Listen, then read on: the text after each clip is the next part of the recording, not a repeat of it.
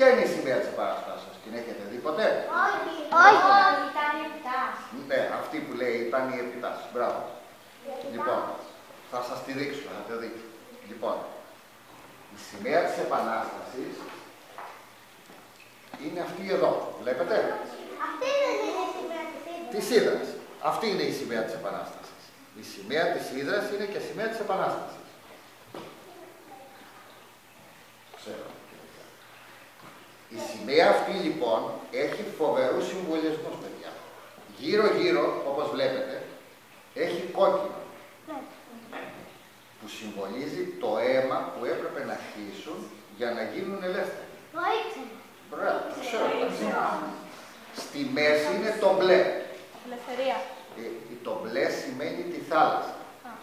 Και ακριβώς στη μέση έχει ημισέλινο, που πάνω στην ημισέλινο είναι ο σταυρός, που συμβολίζει τη θρησκεία.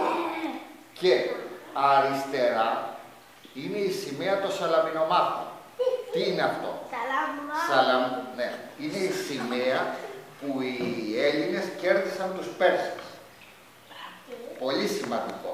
Και συμβολίζει ότι είμαστε η ίδια γενιά, η ίδια φυλή, το ίδιο έθνος που έρχεται από τόσο παλιά και φτάνει στις μέρες μας. Και εδώ έχει μία άδεια ανάποδα. Ναι, που συμβολίζει τα πλοία. Ότι έχουμε ναυτική δύναμη. Ότι είμαστε ναυτική δύναμη. Και πάνω εδώ έχει ένα μάτι. Όχι το μάτι, κάτω από αυτό είναι το περιστέρι. Που συμβολίζει την ελευθερία. Το μάτι είναι το μάτι του Θεού που βλέπει τα πάντα. Και έτσι αυτό θα μας βοηθήσει σε όλα. Λοιπόν, αυτό λοιπόν, όπως βλέπετε, ήθελε πάρα πολύ δουλειά για να φτιάξουν το ξύλινο μέρος. Δεν ήταν καθόλου εύκολο το ξύλινο μέρος.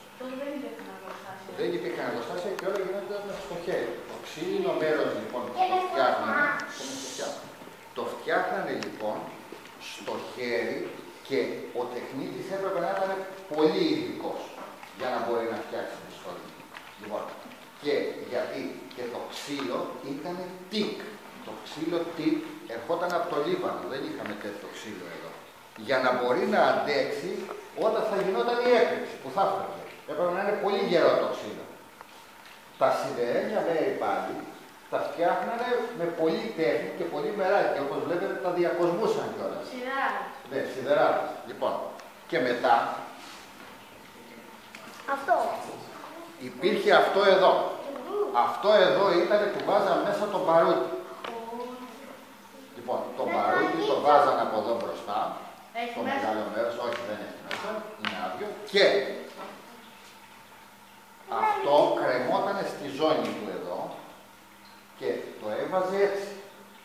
Έριχνε λοιπόν μπαρούτι που έπρεπε να ξέρει πόσο βάζεις, γιατί αλλιώς έσκαγε στα χέρια σου και σκοτωνόσουν ο ήλιος και το έσπρωχνε με αυτό το σιδεράκι μέσα.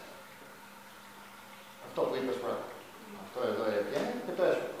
Για κάθε βολή το γέμιζε. Για κάθε βολή. Και η κάθε βολή διαρκούσε περίπου 1/4. Διότι υπήρχε το εξής πρόβλημα. Ότι αυτό όταν έριχνε ζεσθενότανε πάρα πολύ και δεν μπορούσε να ρίξει αμέσως μετά. Δηλαδή τα πιστόλια τότε δεν είχαν αυτό που έχουμε σήμερα που ρίχνει συνέχεια και δεν τρέχει τίποτα. Τότε έριχνε μία βολή και μετά πέρναγε 1/4 για να μπορεί να ρίξει άλλη. Γι' αυτό όλοι είχαν τουλάχιστον 2 πιστόλια στη ζώνη τους εδώ και είχαν και ένα που κρεμόταν από πίσω, το μεγάλο. Λοιπόν, που το λέγανε καριοφίλι. Αυτά τα μεγάλα τα όπλα που είναι σαν και αυτά που έχουν οι κυνηγοί σήμερα τα λέγανε καριοφίλια.